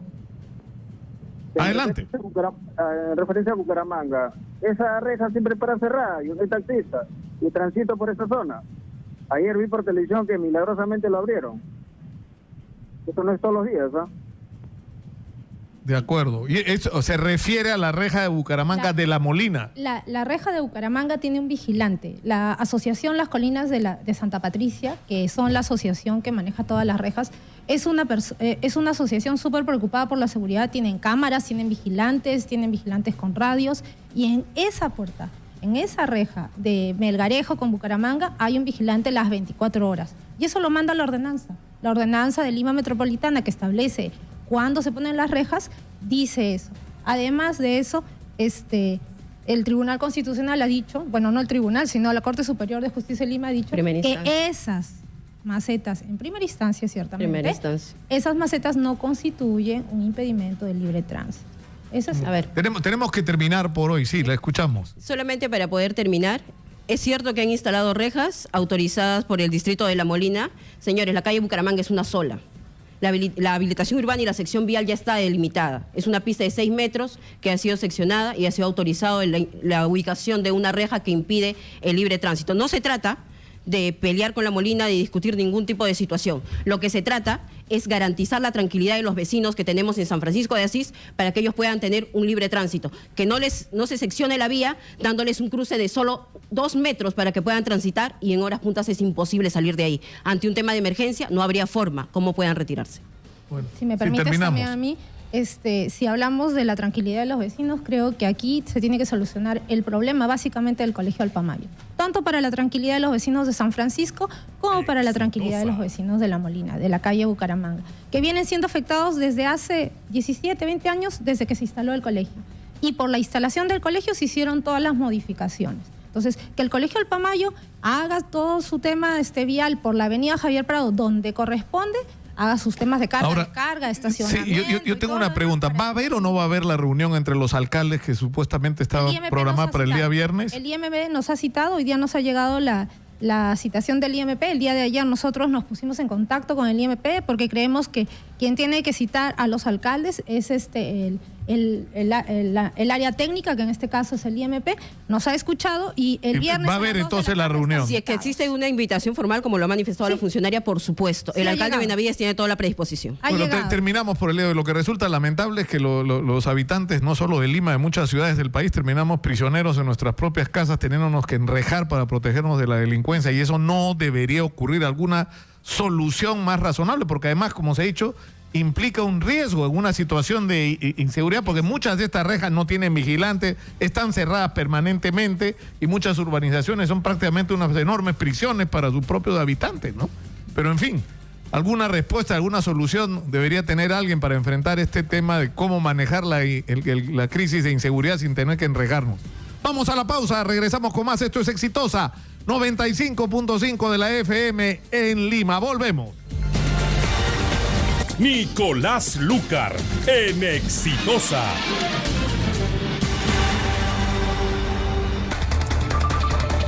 Cuando usted entra a la fábrica de colchones Paraíso, es como si entrara al futuro, ¿no?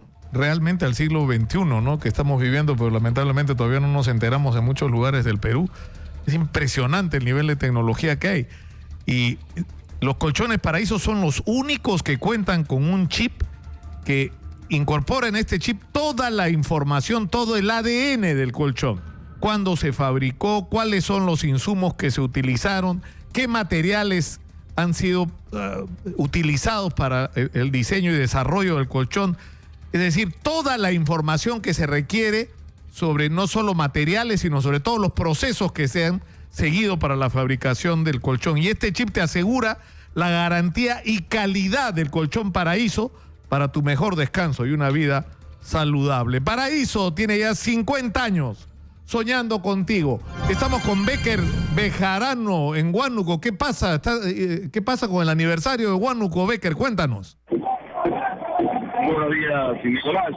Más de 4.000 profesores gurillistas tomaron por asalto la Plaza de Armas de la ciudad de Huánuco, evitando de esta manera el desfile folclórico con la participación de diversas delegaciones que llegaron de los distritos y provincias de la región, con la finalidad de celebrar los 478 años de la Fundación Española. Ante la presencia de miles de protestantes, el alcalde provincial Aníbal Solórzano, el prefecto, las autoridades del Ministerio Público, Poder Judicial, Policía Nacional, dieron por conveniente suspender las actividades celebratorias por el aniversario de esta ciudad. Cabe señalar que desde muy temprano los huelguistas que llegaron a la Plaza de Armas bloquearon prácticamente los accesos a la Plaza de Armas, evitando que el público pueda ingresar para poder apreciar el desfile folclórico. Además, se anunciaba la llegada del presidente Pedro Pablo Kuczynski para el desfile folclórico. Sin embargo, no llegó PPK, tampoco hay desfile en la Plaza de Armas. A esta hora el público prácticamente retorna a sus casas, un poco decepcionado por la actitud negativa de los maestros quienes tomaron el asalto o por asalto la Plaza de Armas, y podemos ver en estos instantes precisamente señalando el lema "Ni un paso atrás". Es lo que podemos informar desde Huánuco dentro del marco de las festividades de su aniversario, Nicolás. Muchas gracias, Becker. Una pena que no se haya podido realizar el aniversario o las fiestas programadas para el aniversario de Huánuco, que además es un día donde los huanuqueños de todo el país regresan a su tierra, donde vienen muchos turistas, y esto es uno de los daños colaterales, como se dice, de esta huelga, que en realidad está en manos del gobierno resolverla, no es tan complicado. Yo espero sinceramente que mañana la Comisión de Educación vote a favor de recibir a los dirigentes del Comité de Lucha encabezados por el profesor Pedro Castillo Terrones, se produzca una primera reunión con ellos y luego los representantes del Ejecutivo se reúnan con estos maestros que están dispuestos y son flexibles y lo que quieren es simplemente establecer los canales confiables de diálogo y los compromisos reales, porque ya los han mecido demasiado y eso es lo que ha llevado a este nivel de desconfianza. Pero en fin, vamos a seguir insistiendo hasta donde esté en nuestras manos sobre este tema. Giovanni Rocío, que es un abogado especialista en temas municipales, está en la línea. Giovanni, muy buenos días. Hola, un placer escucharte. ¿Quién tiene la razón en esta disputa entre ATE y La Molina desde tu perspectiva? ¿O ninguno de los dos? Subjetivamente, 90% de La Molina, 10% ATE, pero objetivamente ninguno de los dos. ¿Y por qué te digo ninguno de los dos? Porque ya hace bastante tiempo, desde el año 2005 que se estableció la ley de demarcación territorial, y estos no son alcaldes novatos, por llamarlos de alguna forma, son alcaldes que han estado años en el sillón municipal, ¿no? Y que este conflicto resulta aparecer en el último año es bastante curioso, ¿no? Y que ellos han debido presentar un expediente y establecer cuáles son los límites que señala la propiedad. Efectivamente, La Molina claramente señala que Alpamayo, ¿no?, tiene un problema grave al no tener estudio de impacto vial, al no tener un problema, y se crea todo un caos medicinal. Pero lo que ellos han debido hacer es ir por el lado, porque, por ejemplo, La Molina ya tiene definido, ¿no?, y esto pasa del lado del Instituto Metropolitano de Planeamiento, pasa al Congreso posteriormente, y el Congreso se lo pasa al Presidencia del Consejo de Ministros, y publican la norma y establecen la delimitación. Esa delimitación ya existe entre La Molina y Pachacamac, por un lado, por el otro lado, pero por acá ninguno de los dos se ha ido. Al parecer había una buena relación que no sé por qué se ha roto, y que desgraciadamente las dos señoras tratan de mantener su posición de una manera técnica, pero el tecnicismo se basa en establecer expedientes técnicos. O sea, yo no puedo decir eso es técnico o esto no es técnico, eso es técnico, si no hay un expediente de por medio, porque si no, en base a qué van a decidir, ¿no? Ahora, el tema es, ya hay un problema claramente de límites, porque eso es lo que al final están disputando, pero, o sea, ¿hay derecho o no hay derecho a poner ese tipo de maceteros como los que ha establecido, ha puesto la Municipalidad de Lima, que son interpretados no solo como una decoración, como dice la Municipalidad de Lima, sino como un acto discriminatorio, ¿no? Racista incluso, ¿no? ¿La Municipalidad de Lima o la Municipalidad de La Molina? La Municipalidad de La Molina, perdón. Sí, no. Ornamentariamente cualquier municipalidad puede poner cualquier tipo de maceteros. O sea, en San Isidro ves los maceteros que están en la calle Libertador. O sea, mientras estén en calles que no sean vías metropolitanas, pueden poner cualquier tipo de ornamento. O sea, no hay ningún tipo de cosas. Es más, Lima está llena de rejas, y eso es claro, y el Tribunal Constitucional se ha pronunciado que estas rejas necesariamente tienen que tener una alternativa de solución para cualquier problema que pueda haber, ya llámese de salud, de emergencia, de lo que haya. Eso es lo que ha dicho el Tribunal Constitucional. Entonces, en ese caso, ahí sí no se dice nada, ¿no? Eso es lo gracioso del tema, pero el tema de los maceteros y el ornamento, sí, la legislación municipal lo permite. O sea, permite que tú puedas poner cualquier tipo de escultura, siempre que no sea una vía metropolitana, ¿no? Y esa no es una vía metropolitana, es una vía local. Bueno, muchas gracias a Giovanni Rocío, abogado especialista en temas municipales, por atendernos. Muy gentil, Giovanni, como siempre. No, por favor, y recomendar a los alcaldes que conversen, ¿no? Creo que en Magdalena y San Isidro, en un determinado momento hubo un gran ejemplo. Se sentaron los dos alcaldes, conversaron y solucionaron el problema, ¿no? Sino también que acá hay que ver cuál es el meollo del asunto, ¿no? Si hay un tema de figuración, si hay un tema de análisis político, ¿qué es lo que habrá detrás? Porque estos alcaldes no están desde ahorita, ¿no? No, claro, ojalá nomás que no tenga que ver con las elecciones municipales del próximo año y las disputas que hay, ¿no? Pero muchas gracias, Giovanni. Muy gentil por atendernos una vez más. Giovanni Rocío, abogado especialista en temas municipales, ha estado en la línea. Ahora, el problema es que de la disputa de los maceteros hemos pasado a la discusión sobre límites, y de ahí hemos pasado a la discusión sobre el tema de las rejas y sobre los supuestos privilegios que se le habrían otorgado al colegio de Alpamayo que no le correspondían y que incluyen el haber cerrado el acceso a una calle. Pero en fin, vamos a ver qué ocurre. Está con nosotros esta mañana Julio Villús Limo, él es secretario general de la Federación Nacional de Trabajadores del Poder Judicial del Perú. Bienvenido, una vez más. Agradeciendo siempre la gentileza de Radio Exitosa y de usted, querido amigo señor Nicolás Lúcar, para en todo caso expresar nuestra más profunda preocupación por los acontecimientos recientes, en el sentido de que el resultado de las gestiones realizadas al amparo de la Ley 28821, en la que se define el presupuesto del Poder Judicial, que va a ser incorporado en el proyecto que va a remitir el Poder Ejecutivo, vale decir el Ministerio de Economía y Finanzas, al Congreso a más tardar el 30 de agosto, no se ha considerado absolutamente nada para los trabajadores judiciales. Lo que es la aspiración de años, la carrera auxiliar administrativa, tampoco ha sido, en todo caso, tratada con la adecuada, llamémosle, justeza con la que los judiciales la esperamos. Hemos presentado un proyecto de ley como federación que ha sido elaborado por técnicos a los que hemos contratado. Sin embargo, pareciera de que no le han tomado la debida importancia. Creemos en todo caso que en el Congreso se podrá debatir más ampliamente este tema. Porque desde el comienzo, y esto es lo sorprendente, que Duberlí Rodríguez, que es el presidente de la Corte Suprema, desde el comienzo, incluso desde cuando no era presidente, sino era candidato a la presidencia de la Corte Suprema, parte de su discurso, que ha sido ratificado cuando ha sido nombrado presidente de la Corte, él ha dicho que el Poder Judicial no puede seguir siendo el mendigo de los otros poderes. ¿No es cierto? Ir a mendigar recursos y que es urgente resolver el problema de recursos, porque si no, no vamos a tener nunca un poder judicial eficiente y a la altura de las circunstancias y además libre de la corrupción, porque la falta de recursos y la precariedad es digamos, el caldo de cultivo perfecto, ¿no es cierto?, para la corrupción. Ahora, ¿qué es lo que dice Duberlí Rodríguez sobre esto? Bueno, en realidad, cuando el doctor Duberlí se expresa que el Poder Judicial no puede ser un poder mendicante, así lo dijo textualmente, creemos que lo hizo en todo caso dentro de un marco general.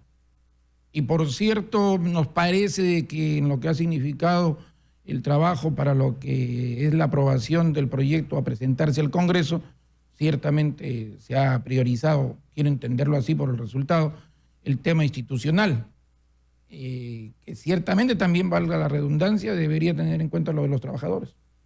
Han visto estrictamente el problema del Poder Judicial como institución. Es decir, los recursos para la automatización, los locales, exacto, que son dramáticos, ¿no es cierto? Definitivamente. Ahora, ¿cuánto es lo que requeriría de presupuesto desde la perspectiva de ustedes y cuánto es lo que les han otorgado o lo que se ha solicitado? Hay varios temas. Primero, el tema de la escala remunerativa. Se necesitan 231 millones de soles para la implementación del primer tramo.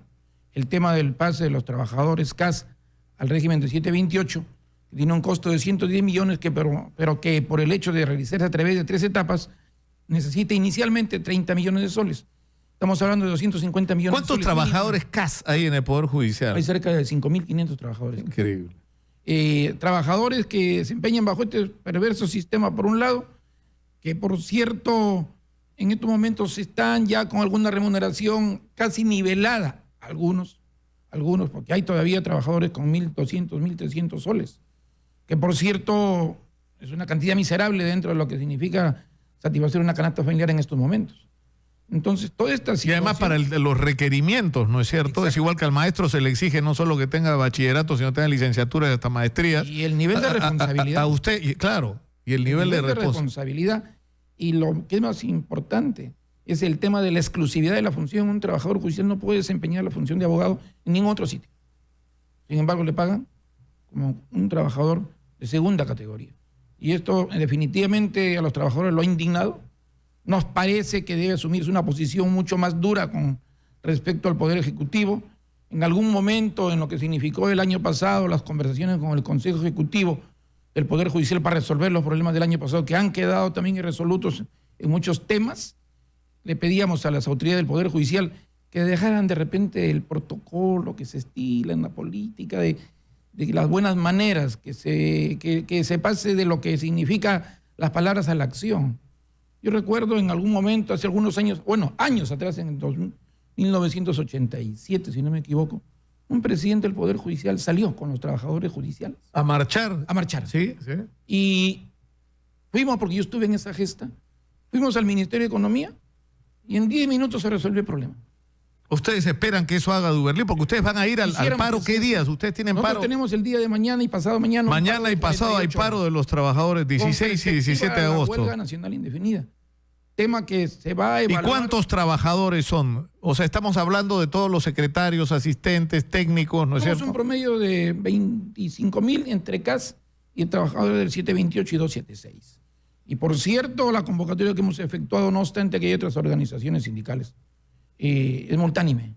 Estamos recibiendo adhesiones de participación en esta medida de fuerza de organizaciones de base que pertenecen incluso a otra federación.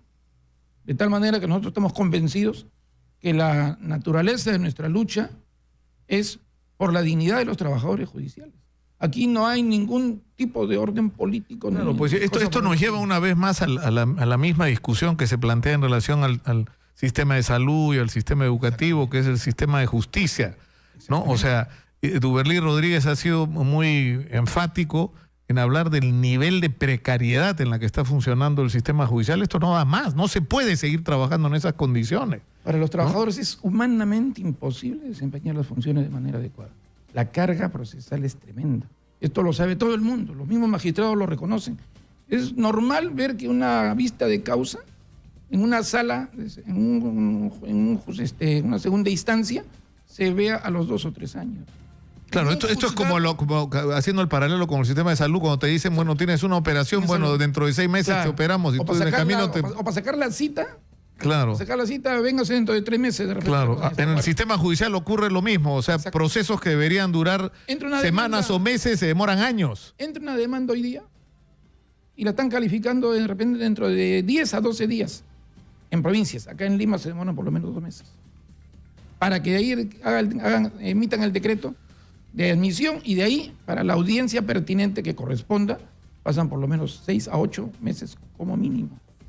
Para de ahí entrar al otro paso procesal, pasan 8 a 10 meses más. De tal manera que un proceso de conocimiento mínimo 8 años. ¿Usted cuántos años trabaja en el Poder Judicial? En el año 1977.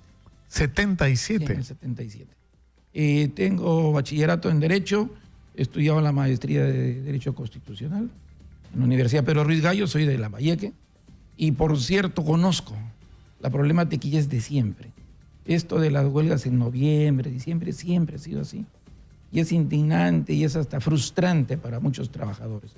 De tal manera de que cuando a veces de manera un poco desconocedora de la problemática de los trabajadores se fustiga al trabajador judicial, quisiéramos que entiendan cómo es, en qué condiciones trabajamos. Claro, o sea, deberíamos, o sea, a estas alturas, después, es decir, no sé, el otro día escuchaba hablar a Roque Benavides en la clausura de la graduación de mi hijo en la Universidad Peruana de Ciencias Aplicadas, y él decía que tendríamos que sentirnos orgullosos de un país que ha crecido como ha crecido el Perú y que ha sacado de la pobreza a 8 millones de personas y donde prácticamente la mitad de la población está en la clase media. Sin embargo, uno voltea la mirada a la realidad dramática de la situación de la salud, de la situación o sea, ¿cómo es posible, y en este caso de la justicia, que estemos en este punto?